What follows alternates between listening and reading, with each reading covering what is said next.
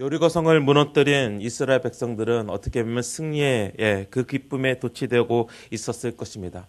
그런데 그들에게 아주 충격적인 일이 다가옵니다. 충분한 정탐 시간을 가지고 여리고성과 같이 않게 이번에는 아이성을 돌면서 충분한 정탐의 시간을 가지고 또한 그 정보를 얻은 그 상황 가운데서 이제 2~3천 명을 그들에게 보냄으로써 이제 그 성을 취하려 하는 그런 이스라엘 백성이었는데 그들은 오히려 아이성과의 전쟁 가운데서 무너집니다. 처절하게 도망칩니다. 백성들의 마음이 녹아 물같이 되었다는 표현을 쓰면서 그들이 얼마나 이 전투에서 처절하게 박살났는지를 우리에게 보여줍니다. 그 가운데서 그 충격이 있는 가운데서 여호수아는 옷을 찢습니다. 슬픔의 표현입니다. 그리고 이스라엘 장로들과 함께 하나님의 인재를 나타내는 그 궤 앞에 엎드립니다. 하루 종일 그곳에서 머무르다가 그리고 하나님께 묻습니다. 어떻게 보면 울분을 토하면서 하나님 어찌하여 우리에게 이런 일이 일어났습니까? 하나님께 여쭙습니다.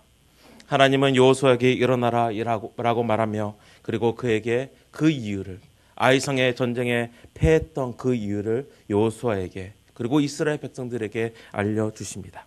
저희들 11절과 12절 말씀 함께 다시 한번 읽도록 하겠습니다. 11절 12절 말씀입니다. 이스라엘이 범죄하여 내가 그들에게 명령한 나의 언약을 어겼으며 또한 그들이 온전히 바친 물건을 가져가고 도둑질하며 속이고 그것을 그들의 물건들 가운데에 두었느니라. 그러므로 이스라엘 자손들이 그들의 원수 앞에 능히 맞서지 못하고 그들의 앞에서 돌아섰나니 이는 그들도 온전히 바친 것이 됨이라. 그 온전히 바친 물건을 너희 중에서 멸하지 아니하면 내가 다시는 너희와 함께 있지 아니하리라. 하나님께서 바로 여호수아에게 그리고 이스라엘 백성들에게 아이성의 패배에 대한 그 이유를 말씀하시는데 그 이유는 바로 하나님께 온전히 바칠 물건에 손을 대었기 때문이다라고 하나님께서 이야기를 합니다. 그런데 이 표현은 단지 11절과 12절 안에서만 나온 것이 아닙니다.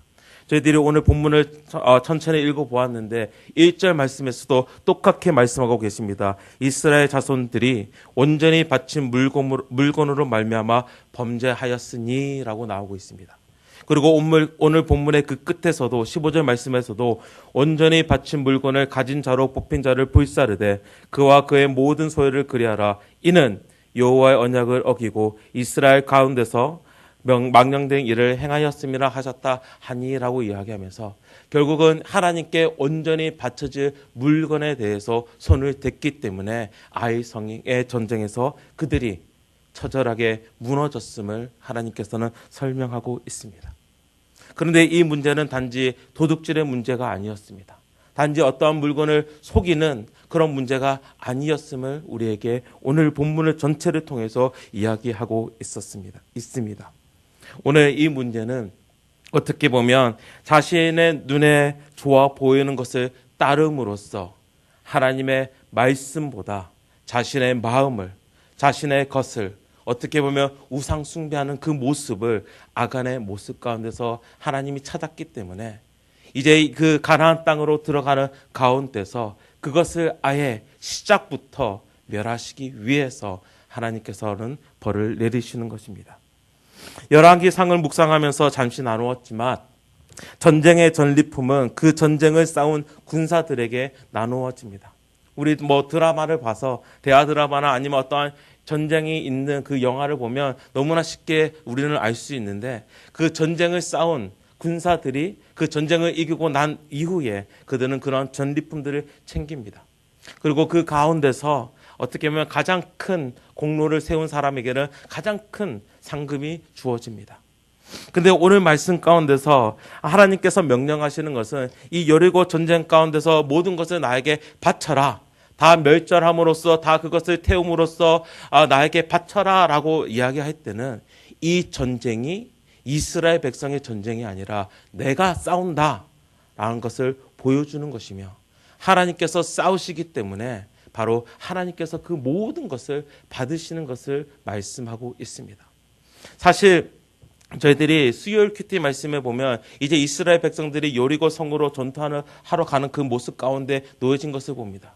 그런데 요단강을 건너고 이제 여리고 성을 가까이 갔을 때에 누구를 만납니까? 하나님 군대의 대장을 만납니다. 그리고 그 여호수아는 그 하나님 군대의 대장에게 묻습니다. 우리를 위함이냐 아니면 적을 위함이냐. 그런데 그 가운데서 그 군대 대장이 뭐라고 대답하는지 아십니까?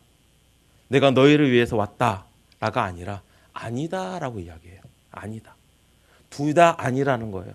너희를 위해서도 아니고 바로 여리고 성의 적을 위해서도 아니다라고 이야기를 하고 있습니다. 나는 여호와 하나님의 군대 대장이니라고 이야기를 하고 있어요. 무엇을 이야기하냐면 내가 너희들이 싸우는 전쟁에 내가 너희를 도우러 온 것이 아니라 내가 하나님의 군대 대장으로서 내가 싸우러 왔다.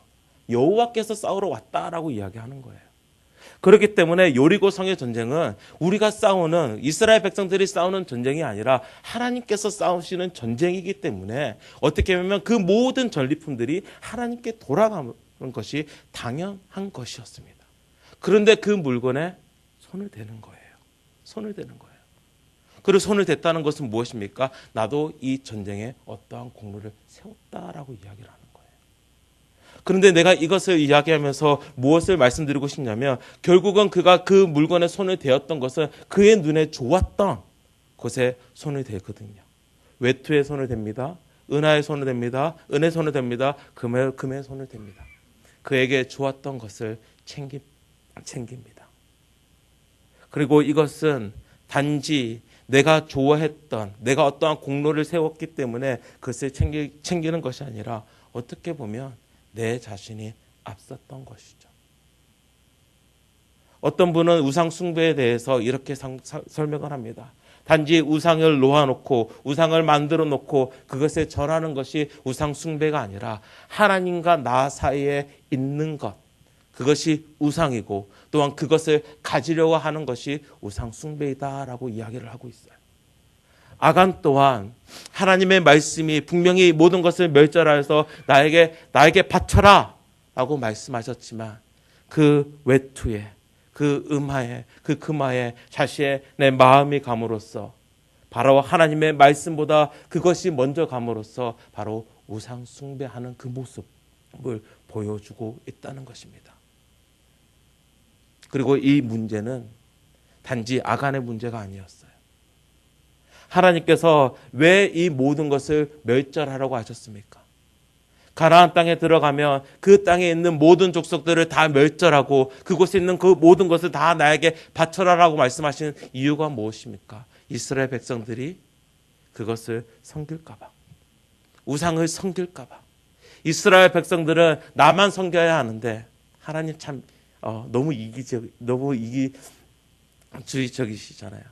나만 섬겨야 하는데 나만 사랑해야 하는데 너희들이 그 땅에 들어가서 그 땅의 신들을 섬길까 봐 모든 것을 멸절하라고 말씀하셨는데 아간의 모습 가운데서도 근데 나중에 가나안 땅을 정복하는 그 모든 가운데서도 그들은 다 죽이지 않습니다.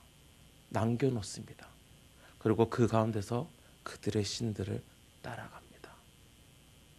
이 문제를 아예 처음부터 다 지우시기 위해 명령하신 하나님이심에도 불구하고 아간의 모습 가운데서 또 이스라엘 백성들 가운데서 어떻게 보면 우리의 삶 가운데서도 우리는 그 죄를 짓고 있다는 것입니다.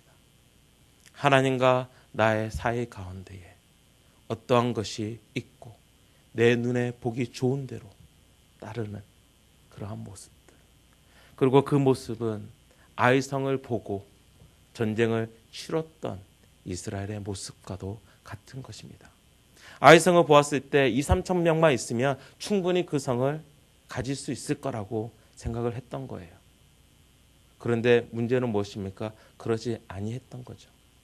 재미있는 사실은 무엇인지 아십니까? 아이성이 여리고 성보다 컸었어요. 아이성이 여리고 성에 있던 사람들보다 더 많은 사람을 어떻게 보면 가지고 있었던 성이 아이성이었습니다. 제가 지난주에 여리고성이 얼마나 컸었는지, 한 몇 명 정도 살았는지 말씀드렸어요. 많이 살아봤자 몇천 명이었어요. 그런데 아이성, 나중에 저희들이 한 이틀 뒤에 본문에 보면 아이성의 인구 남녀 요소가 다 죽였는데 총 12,000명이라고 나와 있어요. 그러니까 아이성이 여리고성보다 더 컸던 거예요. 그럼에도 불구하고 이스라엘 백성들은 자신의 눈에 보면서 생각했던 것이 2,3천 명이면 된다라고 생각했던 거죠. 이제 자신의 전쟁이라고 생각했던 거죠. 그런데 자신의 전쟁, 할수록 그 우상과의 전쟁에서는 매번 질 수밖에 없음에도 불구하고 그들은 그렇게 나아갔을 때 처절한 패배를 맛본 것입니다. 그런데 이 우상 숭배의 모습은 결국은 우리 삶 가운데서 어떻게 나타나냐면 하나님의 말씀에 불순종으로 나타나는 거예요. 아간이 그랬던 것처럼. 아간이 오늘 말씀에 보면 어떻게 나와 있냐면 하나님께서 명령한 나의 언약을 어겼다라고 나오고 있습니다. 명령한 것을 어겼다라는 거예요. 결국은 무엇을 이야기하고 있습니까? 불순종을 이야기하고 있습니다. 불순종을. 하나님께서는 분명히 말씀하신 것이 있는데 그것을 따르지 아니했다라는 거예요.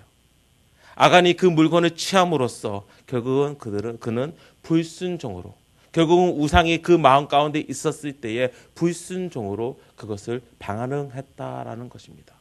왜 그럴 수밖에 없습니까? 왜냐하면 하나님의 말씀보다 나의 마음의 말이 더 강하게 작동하고 있기 때문입니다. 하나님께서 분명히 말씀하셨는데, 하나님께서 분명히 이 모든 것을 멸절하라고 말씀하셨는데 그 좋은 것을 보니까 내 마음이 동하는 거예요. 그리고 내 마음에 따라서 움직이는 것입니다. 그게 불순종입니다. 그게 불순종.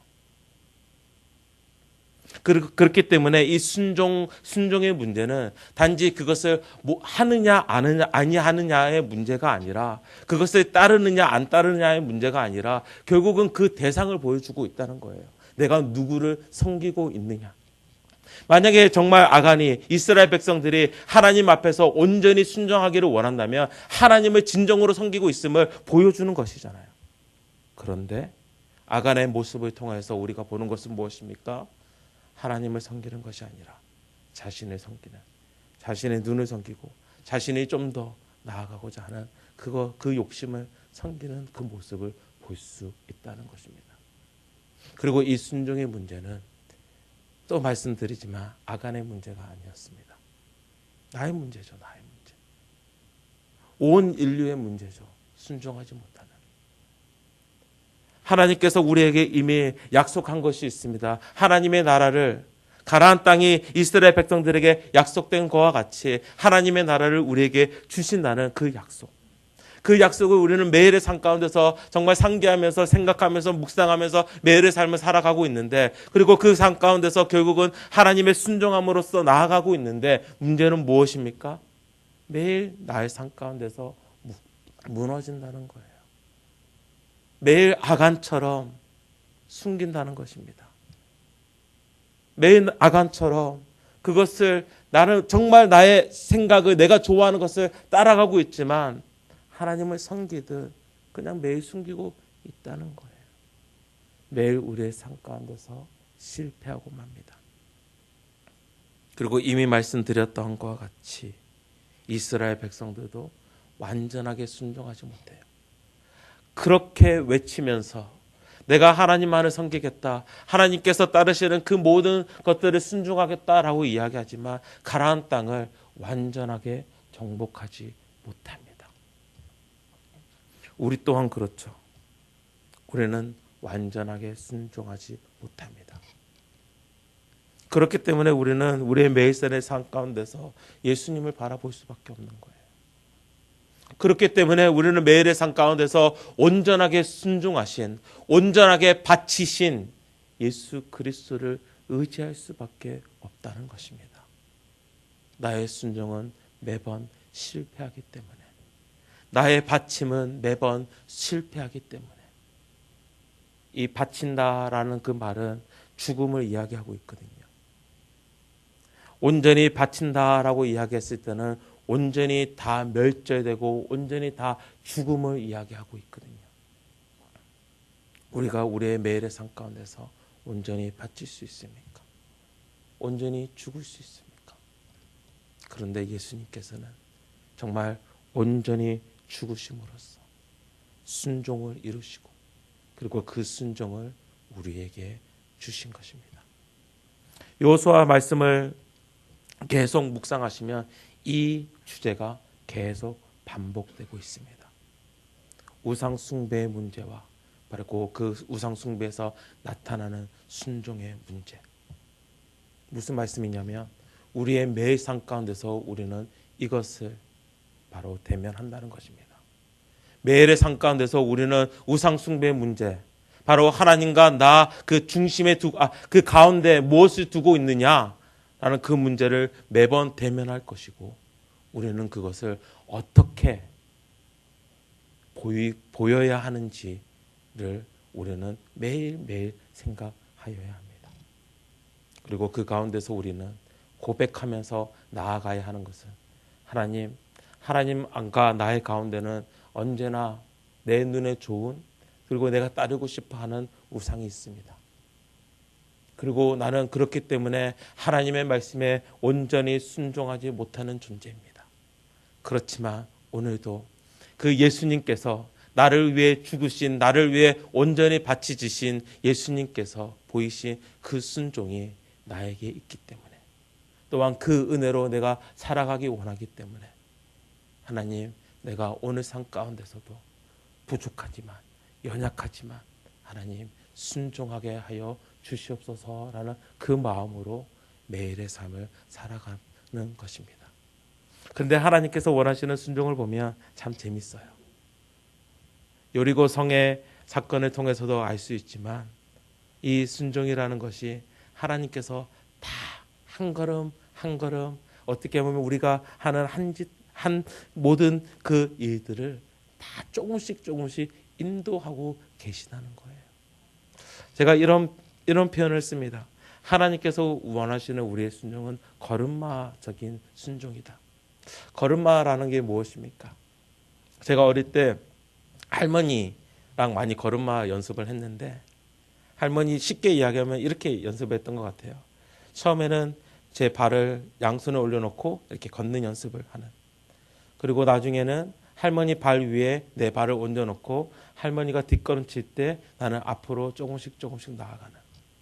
근데 그 가운데서 어른들은 할머니는 어떻게 합니까? 너무 잘했다라고 칭찬을 하는 거예요. 하나님께서 우리에게 원하시는 순종이 그러한 순종인 것 같습니다. 하나님께서는 정말 매일매일 매 순간순간 가운데서 우리를 한 걸음씩 옮기시는 거예요. 그리고 우리는 그에 따라서 한 걸음씩 나아가는 것입니다. 그러한 순종이 오늘 우리의 삶 가운데서 참 순종하기 힘든 존재임에도 불구하고 예수 그리스도의 그 순종을 묵상하시면서 하나님께서 매일 인도하시는 그 한 걸음의 순종을 따라 움직이시는 하나님의 거룩한 백성 되시기를 주님의 이름으로 축원합니다. 함께 기도하시겠습니다. 하나님 아버지, 오늘 말씀을 보면서